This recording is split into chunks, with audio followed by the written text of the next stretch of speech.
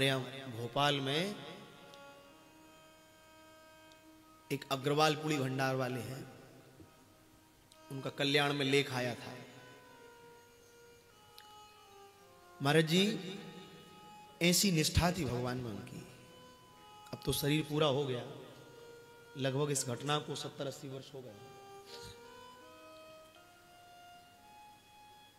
उनका नियम था, भोपाल में एक न्यू मार्केट है, वहां एक बटेश्वर महादेव मंदिर है। तो बाबूजी का नियम था कि रिश्तेदारी में, संबंध में, नातेदारी में वहीं तक जाते थे जहां से शाम को वापस लौट कर आ जाए, अन्यथा नहीं जाते।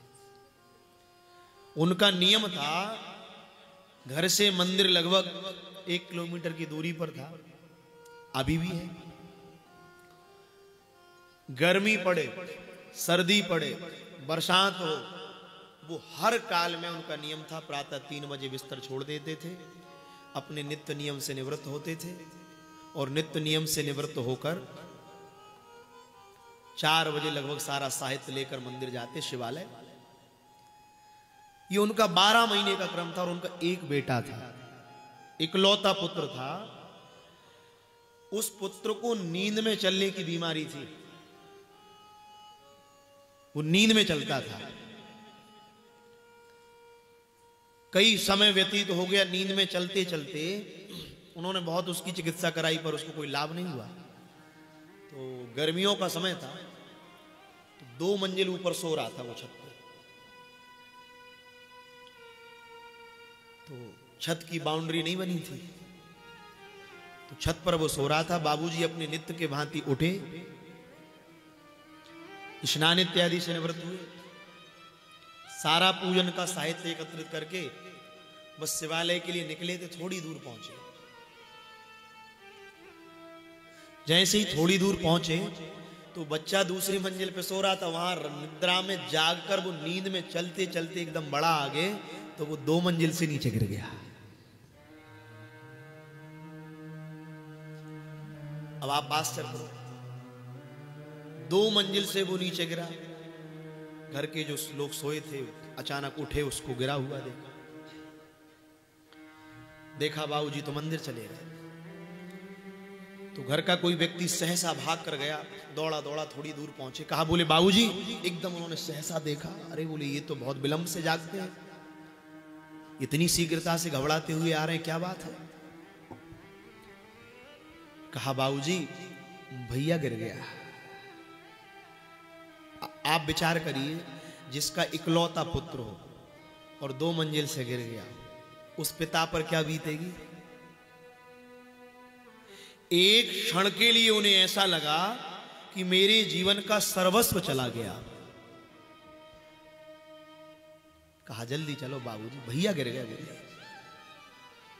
एक क्षण तो लगा कि मुझे जाना चाहिए, पर उसी क्षण वो एकदम कहते बोले सुनो, तुम अस्पताल ले जाओ, आप जाओ अस्पताल ले जाओ, हम तो मंदिर जा रहे हैं। घर के लोग उनको अस्पताल ले गए। उस समय भोपाल का सबसे बड़ा चिकित्सालय हमीदिया हुआ करता था, तो वहां लेकर गए। तो वहां उनके कोई पारिवारिक चिकित्सक थे, उनसे मिलना हुआ, उन्होंने सब देखा। तो वो कहते हैं हमारे जीवन का ये पहला आश्चर्य है, लगभग आज से 80-90 वर्ष पहले की घटना बता रहा हूं, लगभग हमारे जीवन का ये पहला आश्चर्य है। बोले क्या, ये बच्चा 2 मंजिल ऊपर से गिर गया, इसकी हड्डी टूटना तो दूसरी बात है, एक भी हड्डी यहां की वहां नहीं हुई इसकी। और वो बाबूजी वही मंदिर में पूजा कर रहे थे। पूजन करी, अभिषेक किया, आरती करी और आरती करके सीधे लौट कर आए, साहित्य घर रखा, सीधे अस्पताल पहुंच गए। तो सेठ जी कहते हैं डॉक्टर साहब, सेठ जी चिंता मत करो, आपका पुत्र एकदम सकुशल है, कोई पीड़ा नहीं, एकदम ठीक है। तो बड़े द्रवीभूत हो गए और तुरंत उन्होंने डॉक्टर साहब ने एक विलक्षण बात पूछी। वो बात मुझे कई बार चिंतन में आती है। उस चिकित्सक ने पूछा कि सेठ जी एक बात बता, आपका बच्चा गिर गया था, आपको सूचना मिल गई थी कि बच्चा गिर गया, तो भगवान तो वहीं मंदिर में रहते, वो कहीं जाने वाले नहीं थे।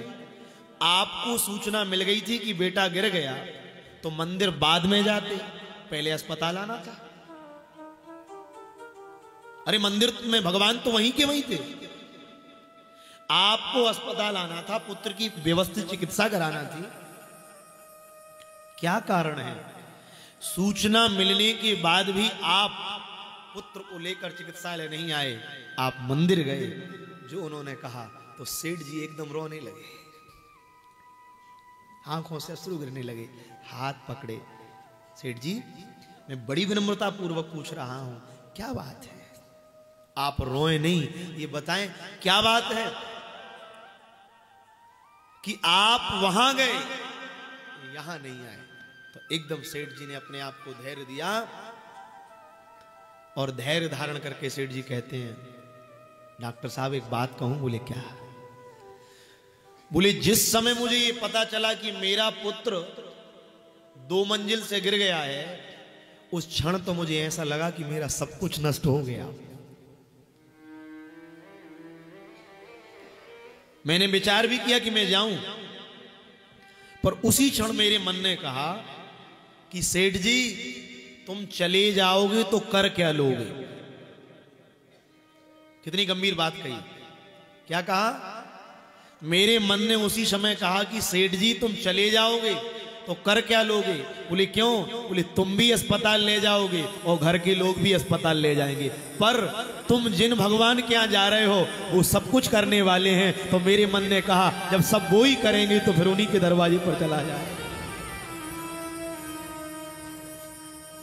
सब उन्हीं को करना है तो फिर उन्हीं के पास चला जाए। इसे कहते हैं धीरज धर्म मित्र अरुणारी, आपत काल पर खइये चारी।